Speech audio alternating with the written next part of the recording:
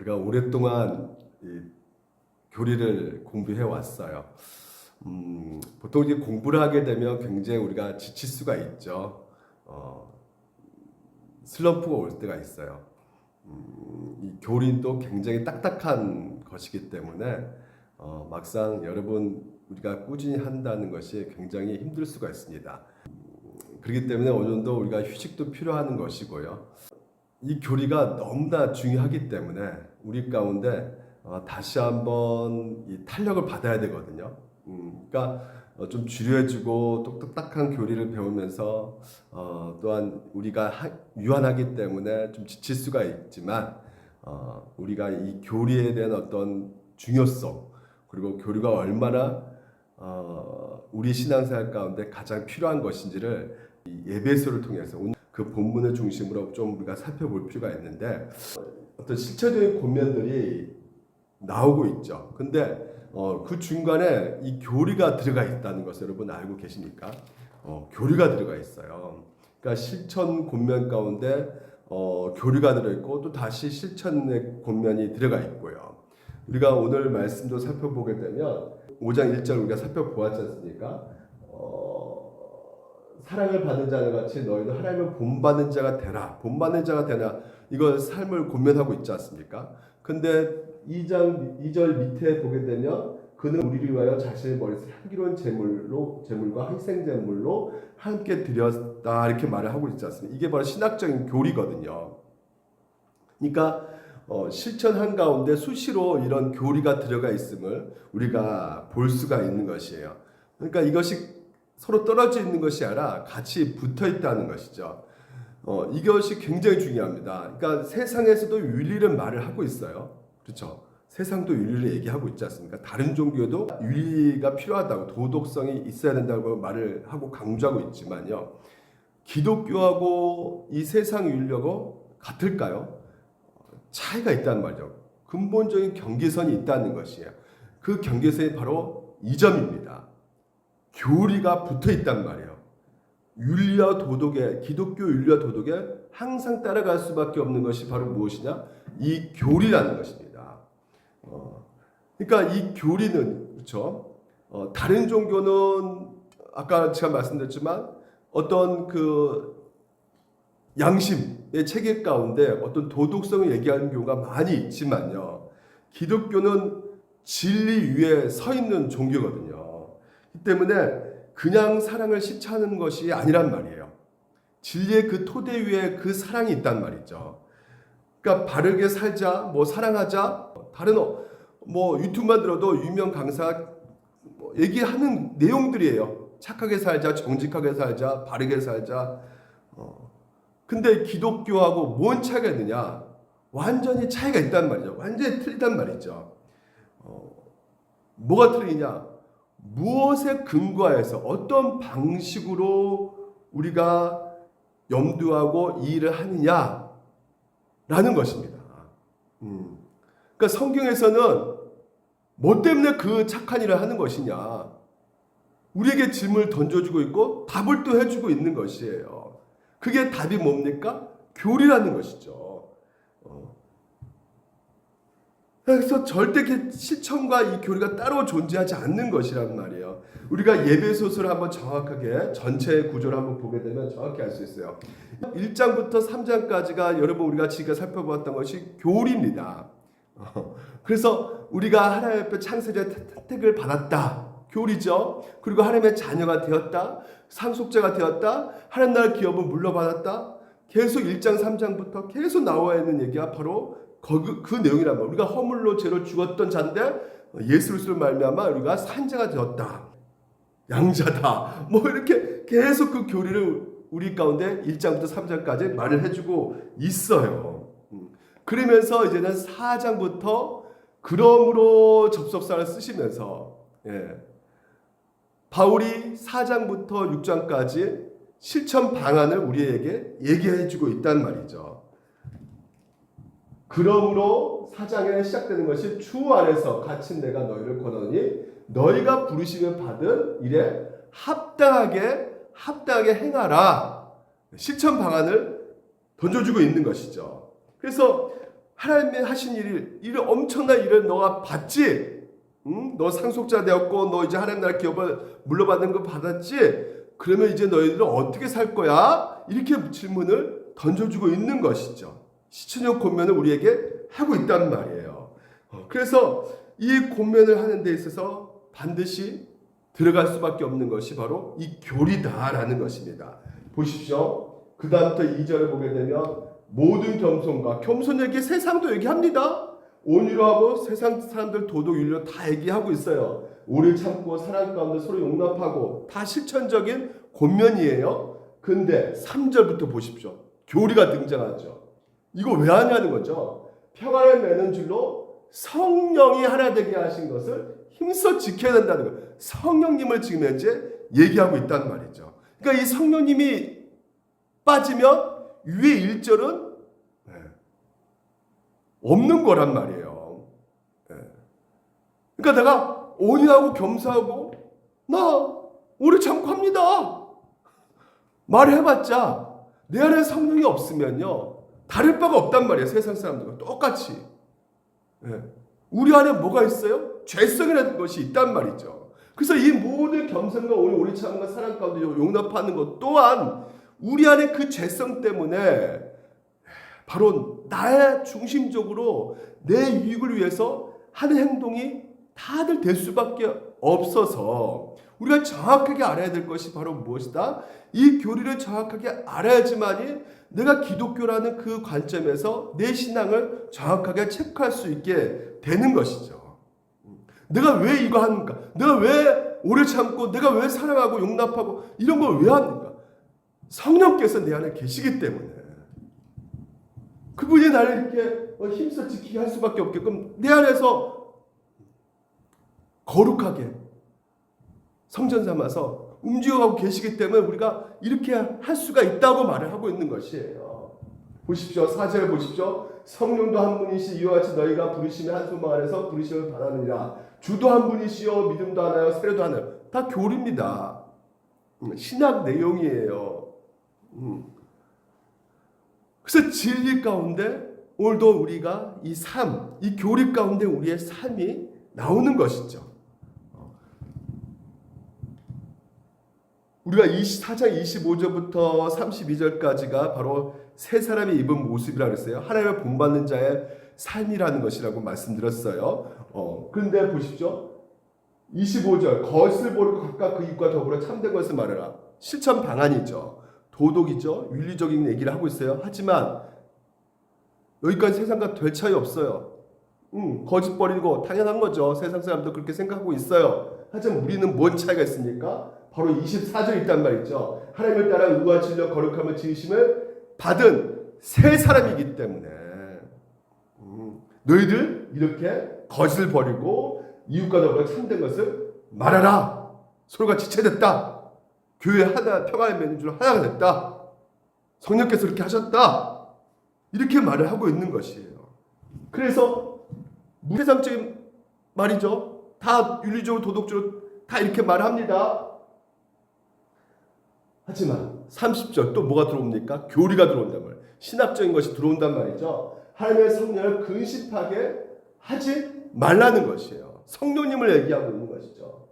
그 안에서 너희가 구원의 날까지 인치심을 받았다. 구원에 이르는 완성되까지 성령께서 떠나지 않고 함께 우리를 보증해주고 계시고 보장해주고 계신다. 그렇기 때문에 어떻게 하라는 것이에요? 너희들 거룩으로 행하라. 이렇게 말씀을 하고 있는 것입니다. 그러니까 다시 말씀드립니다. 성경에서는요. 실천, 이 윤리가요. 뭐와 같이 항상 따라갈 수밖에 없다. 이 교리와 항상 같이 가고 있다는 것이에요. 2절도 아까도 다시 말씀드립니다. 하나님의 본받는 자가 되고 본받는 자 되어라. 삶을 고민하고 있죠. 근데 밑에 뭐라고 합니까? 그리스도께서 너희를 사랑하신 것 같이. 그리고 뭐랍니까? 1절에 그러므로 사랑받는 자녀 같이. 사랑받는 자녀, 교리죠. 교리입니다. 그 한 절 속에서도 뭐가 앞에 들어가 있는 거예요? 교리하고 삶이 같이 들어가 있는 것을 볼 수가 있는 것이에요. 2절도 보십시오. 그는 우리를 위하여 자신을 버리사 향기로운 제물과 희생제물로 하나님께 드리셨다 이렇게 말을 하고 있어요. 이게 바로 무슨 교리입니까? 속죄론이죠. 속죄, 대속죄. 예. 여러분 잘 아시잖아요. 향기로운 제물, 희생제물. 이스라엘 백성들이 항상 제사 드릴 때 어떻게 드립니까? 그렇죠. 제물 가지고 온단 말이에요. 흠없는 제물을 가져가야 되는 것이죠. 그래서 흠없는 제물을 가지고 가가지고요. 대제사장이 그 성소에서 그 짐승을 다 어떻게 해요? 피를 흘리게 만들잖아요. 죽입니다. 완전 찢어 죽입니다. 찢어 죽여가지고 그것을 피를 다 이게 수발에 딱 담아가지고 어디를 향해서 가는 것이에요. 지성소를 향해서 가죠. 지성소를 향해서 가가지고 지성소에 있는 그 언약궤에다 피를 다 뿌립니다. 근데 그 피가 누구 피예요? 바로 우리가 흘려야 될 피. 그 피를 이 짐승이 가지고 있는 그 짐승이 대제사장의 안수함으로 전가시킴으로 말미암아 이 대제사장이 전가시킨 그 짐승의 피가 그 사람의 죄를 대신해서 흘려가지고 그 뿌려진 상황 속에서 하나님께서 어떻게 말씀하십니까? 네. 여호와의 향기로운 냄새다. 다시 말해서 그 제물을 태우지 않습니까? 태우면 막 향기가 나잖아요. 예, 그래서 레위기의 민수기에 보게 되면 이것은 뭐요? 소제니, 향기로운 제물이다. 화제 말씀하시고, 화제니 이것이 바로 여호와의 향기로운 냄새다. 이 말은 무슨 말입니까? 하나님께서 받으셨다는 것이죠. 기뻐 받으셨다는. 뭐 하나님께서 뭐 코가 있습니까? 냄새를 맡게. 그런데 우리를 이해시킬 수 있게끔 그 용어를 쓰고 계신단 말이에요. 오늘 애원이가 하나님의 성별이 없는데 왜 아버지라고 말을 하냐? 엄마라도 말할 수 있을 것 같은데 그 표현 가운데 가장 그 관계에 대해서 잘 설명할 수 있는 것이 아버지 아들 엄마가 그러면 딸의 관계는 아닙니까? 이렇게 또 말할 수 있잖아요. 근데 거기까지 설명이 더 이상 할 수가 없는 거예요. 성경에서 더 이상 거기에 대해서 말해주고 있지 않기 때문에 하나님은 영이시기 때문에 성별이 있는 건 아니잖아요. 근데 왜 굳이 아버지냐 어머니도 될 수가 있고 근데 성경에서 더 이상 말해주지 않고 이것을 왜 이게 논리적으로 설명이 안 되는 거니까 이거 뭔가 잘못됐네 그러면서 하나님 교회 가보려 하나님 교회는 저대로 말해주죠. 하나님은 어머니가 계신다. 그러니까 성경 안에서 우리가 어떻게 해요? 가는 데까지 가는 것이란 말이죠. 그러니까 성경에서는 뭘 말씀해요? 예수 그리스도를 얘기하고 있고 예수 그리스도께서 오늘 희생 제물이 되셔가지고 우리의 모든 것을 다 완성하셨다는 것, 다 이루셨다는 거야. 하나님께서 그 화제니 여호와께 향기로운 냄새다 이 말은 예수님께서 그 희생 제물이 되셔가지고 몸이 다 찢기셔가지고요. 그 고통을 우리가 받을 고통을 예수님께서 다 받으셨다는 것이죠. 더 이상 흘릴 필요는 없단 말이죠. 예수님이 다 이루셨단 말이에요. 다 완성하셨단 말이에요. 그 어떤 제사로 나아갈 수가 없단 말이죠. 이제는 제사 드리는 것이 아니에요. 이 예배 또한 제사 드리는 것이 아닙니다. 그 예수님께서 다 이루셨기 때문에 그 은혜에 감사함으로 드려진 것이란 말이에요. 제 용서, 이 교리 오늘 이 2절이 정확하게 우리 가운데 말씀하고 있단 말이죠. 그래서 우리가 교리를 묵상할 때 결국은 궁극적으로 무엇이 나올 수밖에 없어요? 실천, 삶이 나올 수밖에 없다는 것이에요. 연결되어 있으니까. 그래서 우리가 찬송가 149장 우리가 아침에 불렀죠. 주 달려 죽은 십자가가 우리가 생각할 때 교리죠. 교리를 우리가 생각할 때 십자가 달리신 그 예수 그리스도를 생각할 때 어떻게 된다는 것이에요? 4절에 놀라운 사랑 받은 나. 이거 교리죠. 예수님의 십자가가 바로 우리를 사랑해 준다는 그 표현 아니겠습니까? 바로 그러면서 어떻게 됩니까? 사랑받은 나 이 교리 때문에 몸으로 재물 삼겠네. 이 원어를 보게 되면요, 하나님의 놀라운 사랑은 내 영혼과 내 생명과 내 전부를 요구합니다. 결국 그 사랑을 알게 되면 가만히 있지 않게 된다는 것이에요. 제가 말씀드렸죠. 우리가 삼살 먹으면 가만히 있으면 그 삼살 먹은 겁니까? 아니면 그냥 우유 마시는 겁니까? 예. 우유 마시도 힘이 나잖아요. 근데 삼살 먹었는데 안 움직여요? 움직인단 말이죠. 행동이 나올 수밖에 없는 거예요. 그리스도께서 정말 하나님이시고 성경이 만약에 진짜 사실이라면 우리가 정말로 이것이, 이 성경이 예수님의 나의 죄 때문에 십자가를 죽으시고 그리고 하나님께서 그 아들을 내어주면서까지 정말 우리를 사랑하신다는 것을 우리가 정말 우리가 믿게 된다면 어떨까요? 어떤 희생도 나한테 과하다고 할 수 없다는 것이요. 무슨 말입니까? 우리의 삶 가운데 당연히 희생이, 그리고 하나님 뜻대로 순종하고자 하는 마음들이 생길 수밖에 없게 된다는 것이에요. 그래서 오늘 여러분, 우리가 그 삶을 위해서 뭘 공부하고 있는 것이에요? 바로 이 교리를 공부하고 있는 것이에요. 도르트 신조를 공부하고 있는 것입니다. 뭐를 알기 위해서? 하나님의 사랑을 더욱더 많이 알므로 말미암아 그것이 흘러서 내 삶 가운데 나오기 위해서, 그 하나님의 사랑이 흘러가기 위해서 우리가 교리를 공부하고 있는 것입니다. 그래서 도르트 신조, 우리가 계속 살펴보고 있는 것이 애정. 하나님께서 우리를 이중 애정하셨다고 말씀드렸어요. 애정하셨다면 당연히 선택과 유기가 있단 말이죠. 선택하셨으면 관가라고 그러거든요. 그냥 버리신 거란 말이죠. 그러니까 버렸단 말은 너무 지나친 표현해서 간과하셨다 이렇게 표현을 하는데, 선택하시면 당연히 간과하시는 그 삶이 생길 수밖에 없는 것이에요. 이게 바로 이중 애정이거든요. 근데 이것이 뭐라고 말하는 거예요? 절대 애정이란 말이에요. 우리 칼빈 신학자들은. 그래서 하나님이 창조하시기 전에 사람의 운명에 대해서 하나님께서 어떤 원인을 제공하셨는가에 따라서 우리가 하나님에 대해서 정확히 알 수가 있는 것이에요. 우리가 5절에 살펴보았던 것처럼 사랑, 용서, 자비 이런 것들은 하나님에게도 갖고 있는 것이지만, 속성이지만 우리에게도 나타날 수 있는 속성이기 때문에 공의적인 속성이라고 말하고 있죠. 공의적인 속성이에요. 비공의적인 속성은 뭡니까? 하나님께만 갖고 있는 것이에요.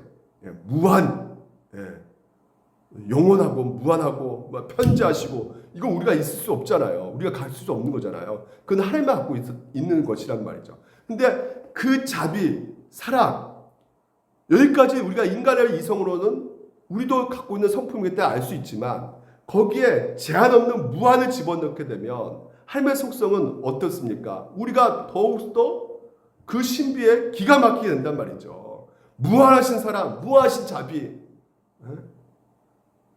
이 개념으로 성경은 계속해서 우리 가운데 발전시켜 가고 있음에도 불구하고 아르미니안주의적으로 우리가 생각하게 되면 애정은 바로 무엇이라는 것이에요?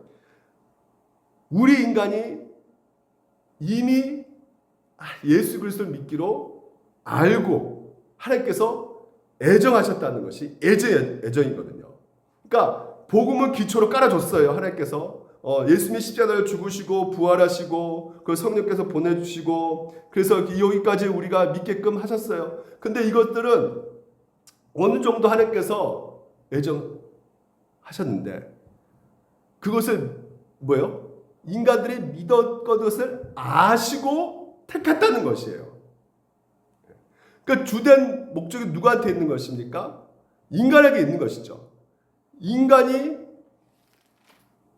주재권을 갖고 있단 말이에요. 하나님이 아니란 말이죠.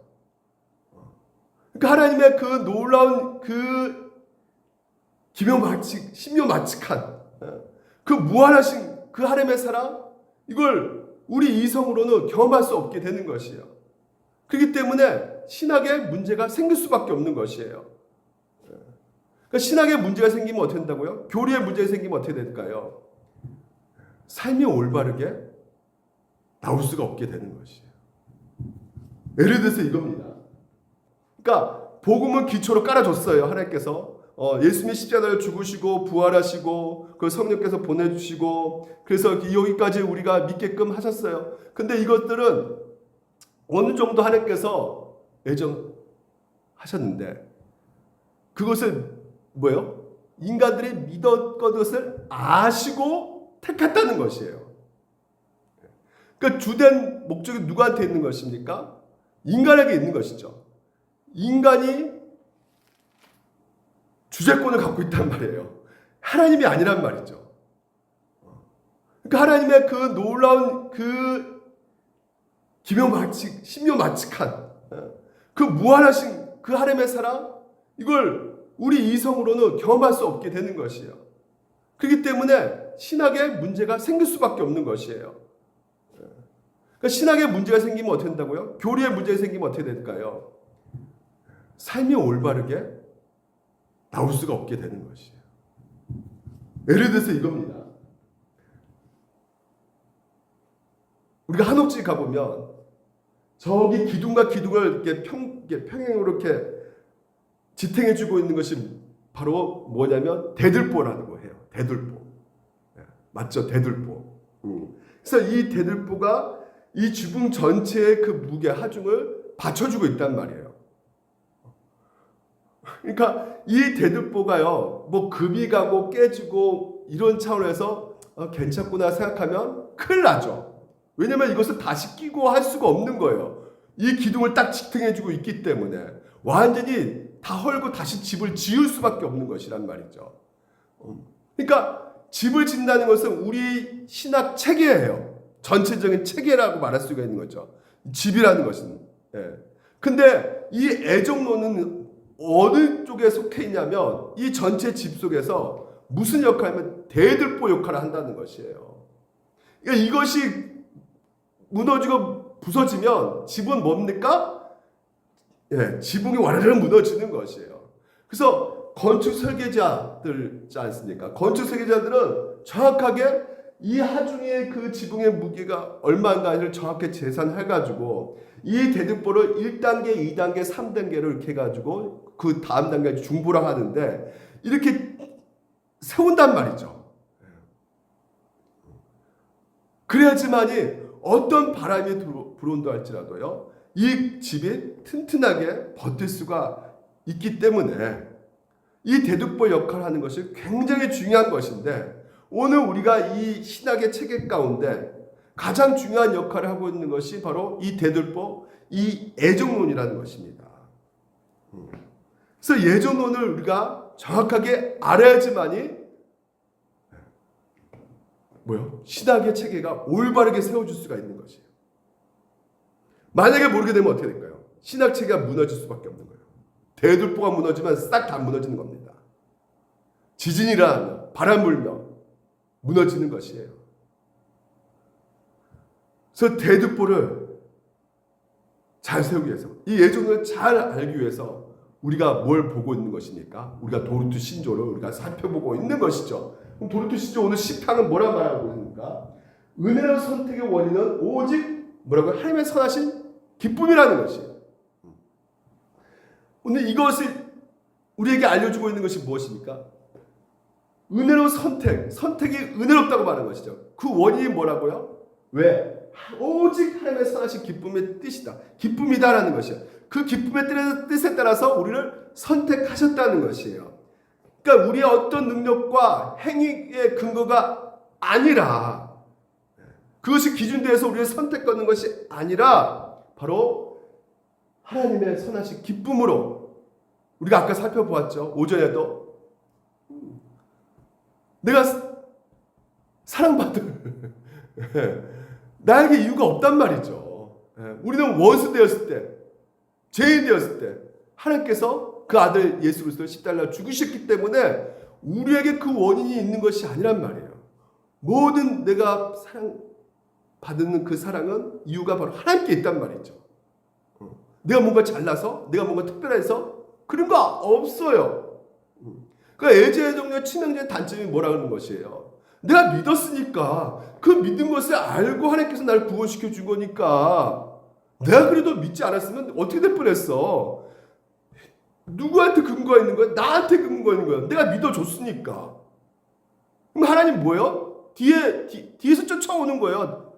내가 앞으로 나가는 것이고요. 하나님께서 뒤에서 쫓아오는 거예요.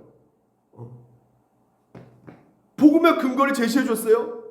하나님께서는 그걸 마련해 줬어요. 십자가를 죽으시고 부활하시고 승천하시고 성령 보내시고 이거 믿으면 우리가 구원받고 오늘도 근거를 마련해 줬어요. 근데 그거 근거 마련해 주는 이 복음 이거 내가 믿었다는 거예요.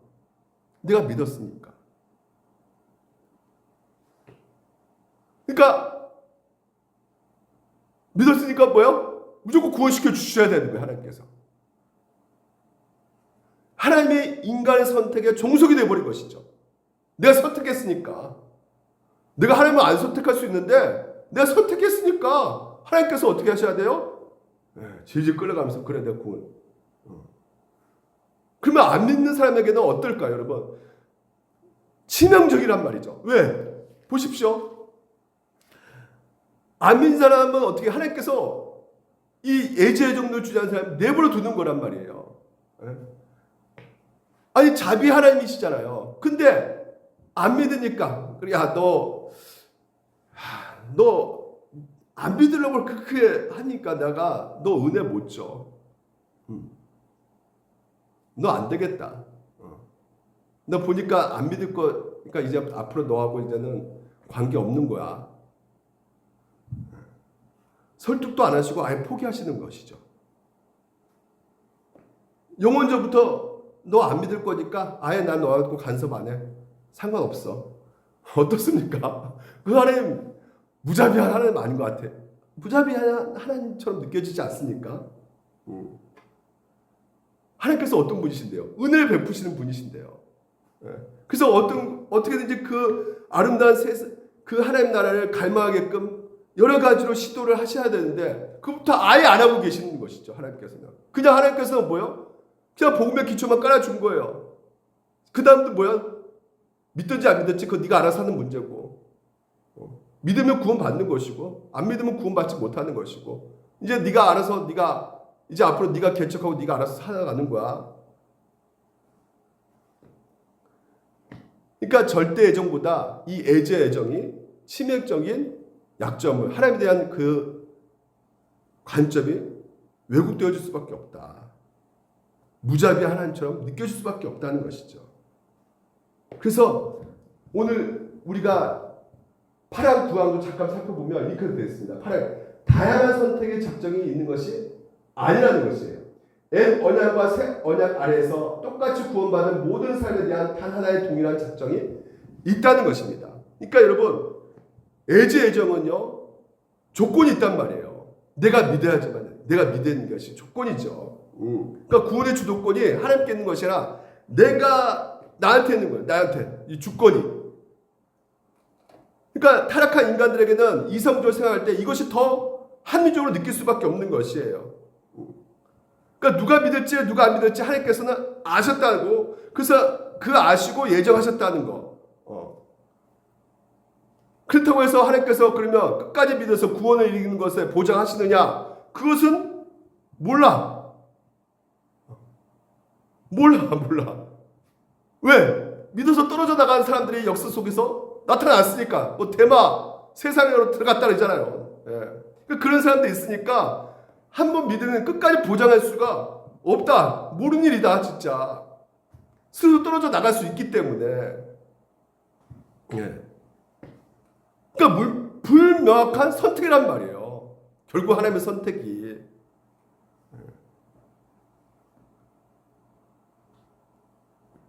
나중에 믿지 않는 경우 결국 그 사람은 뭐다? 처음부터 구원을 믿음이 아니었다. 그래서 뭐라 표현하고 있어요? 여러 가지 믿음, 여러 가지 그런 선택의 작정, 다양한 선택의 작정, 다양한 선택 이렇게 집에 이제 표현하고 있는 것입니다. 가짜 믿음도 많다. 그들이 그래서 주장하고 있는 것이 뭡니까? 너가 하나님과 한분인 줄 아느냐? 자라다 귀신도 믿고 귀신들도 믿고 있는 거 아니냐? 헛된 믿음 있지 않느냐? 죽은 믿음도 있지 않느냐? 그들이 그렇게 주장한단 말이죠. 그러니까 예저 여정으로 가게 되면 불안할 수밖에 없는 거야. 믿음에 떨어질 수 있기 때문에. 주재권이 누구한테 있다는 거예요? 결론적으로 인간에게 있기 때문에 불안할 수밖에 없는 것이란 말이에요. 사람에게 있고, 하나님은 그렇죠. 사람에게 의존할 수밖에 없어요. 하나님도 자기가 잘 믿어야 되니까 인간이. 그러니까 하나님은 어떤 하나님이다? 그냥 지켜볼 수밖에 없는 거예요. 무능력한 하나님이에요. 간섭할 수가 없는 거죠.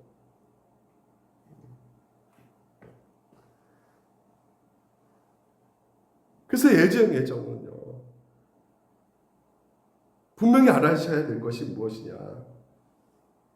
하나님께서 일하신 것에 대해서 우리가 정확하게 볼 수가 없게 된다. 믿을지 안 믿을지 사람에게 달려있기 때문에 그 믿을 사람이 하나님께서 미리 아셨다. 그래서 아심으로 선택하셨다는 이것이요. 그 믿음조차도 어떻습니까? 확실하지 않죠. 확정되지도 않은 채, 정해지도 않는 채 얼마든지 변할 수 있는 가변적인 그런 믿음. 그래서 여러 가지 선택이라고 지금 이제 알민주의자들이 말을 하고 있단 말이에요. 그러니까 알민주의자들은 인간이 거부하면 어쩔 수가 없다는 것입니다. 하나님도. 하나님의 계획을 변동시킬 수밖에 없다는 거예요. 거절하면 인간이. 구원의 도리를 하나님께서 말해 주셨는데 그 구원의 도리에 따라서 인간이 그걸 듣고 믿고, 그런데 그 나머지 것은 그 주도권은 인간에게 넘겨주셔가지고 인간이 결정할 수 있게끔.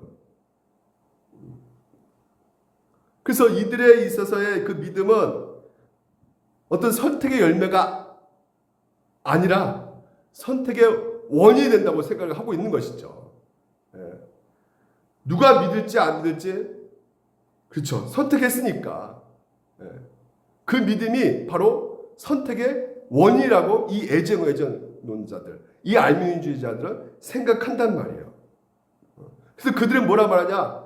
하나님께서 요구할 수 없는 것들 없다. 우리가 할 수 있는 것을 요구하신다.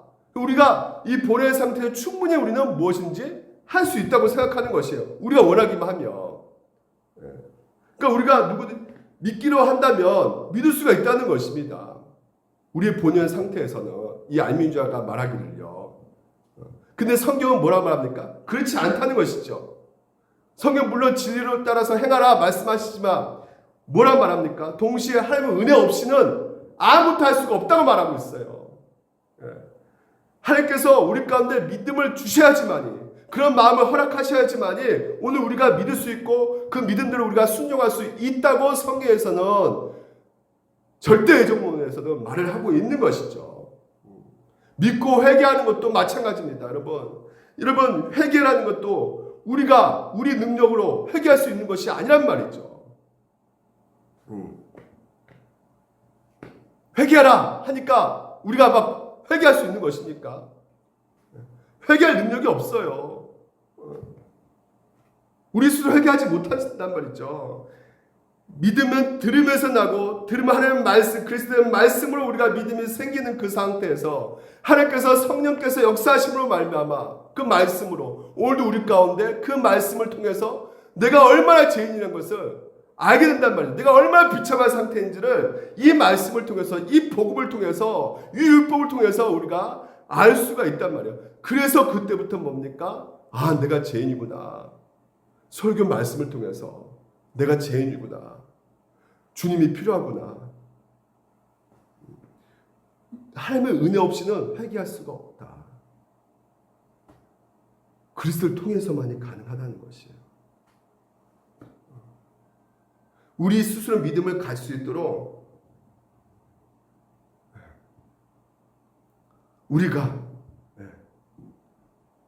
스스로 개선할 수가 있고, 우리가 충분히 하나님 없이도, 하나님의 은혜 없이도 우리 힘으로, 우리 노력으로 충분히 수 있다고 주장한 자들이 바로 이 알미니아주의자란 말이에요.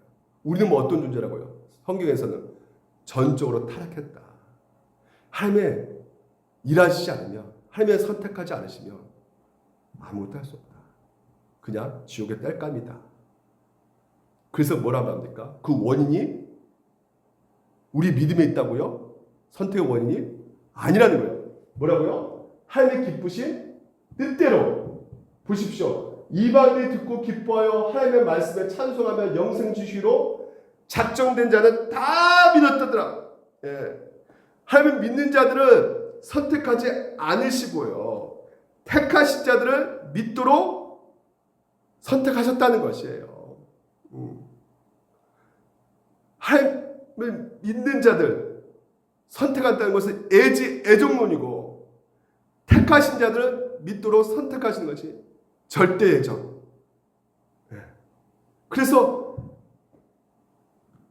믿음은 선택의 결과인 것이죠. 하나님이 선택하셨기 때문에 내가 믿게 된 것이죠. 믿음은 선택의 결과예요. 선택의 조건과 원인이 될 수가 없는 것입니다. 이 믿음이라는 것이요. 당연히 그렇다면 오늘 여러분 우리의 거룩함, 오늘 우리의 어떤 선함, 순종, 이 모든 것들도 뭡니까? 우리의 권면, 이 실천 방안들도요, 바로 선택의 조건이 아니라 도르투신이 뭐라 말합니까? 이것도 선택의 결과라고 말하고 있어요. 구약을 보십시오. 사람이 선택을 받아서 믿음에 이르고 그 믿음에 순종하여 거룩함을 등에 이르는 순서를 간다는 거예요. 먼저 뭐가 있다고요? 선택을 받았다는 것이에요. 선택의 결과로서 믿음에 이르게 된다고 말하고 있는 것이에요. 이게 원인이 되는 것이 아니라, 그러므로 선택은 모든 구원에 이르는 선의 원천인 것입니다. 이 선택으로부터 믿음, 거룩함, 다른 구원의 은사들이 나오며 선택의 열매와 결과로서 마침내 영원한 생명이 우리 가운데 나온다고 말씀하고 있는 것입니다. 하나님이 선택하셔서 오늘도 믿게 하시고 그 믿음을 발동하게 됨으로 말미암아 우리가 거룩하게 살게 되고 순종하게 되고 선한 열매를 맺게 하신다는 것이에요. 이것이 뭐라고요? 전 인생 가운데 하나님께서 감섭하신 결과라는 것이죠. 그 결과가 바로 오늘도 우리를 거룩을 위해서 지금도 하나님께서 계속해서 일하고 계시고 또한 순종케 하시고 계속 말씀을 통해서 우리의 가운데 듣게 하셔가지고 그래서 선한 열매가 나온다는 거죠. 내 안에 선한 열매의 조건이 대해서 나를 선택하는 것이 아니라 하나님이 나에게 그 선택에 놀라운 은혜를 주셔가지고 오늘도 내 인생 가운데 선한 열매가 나오게 된다는 것.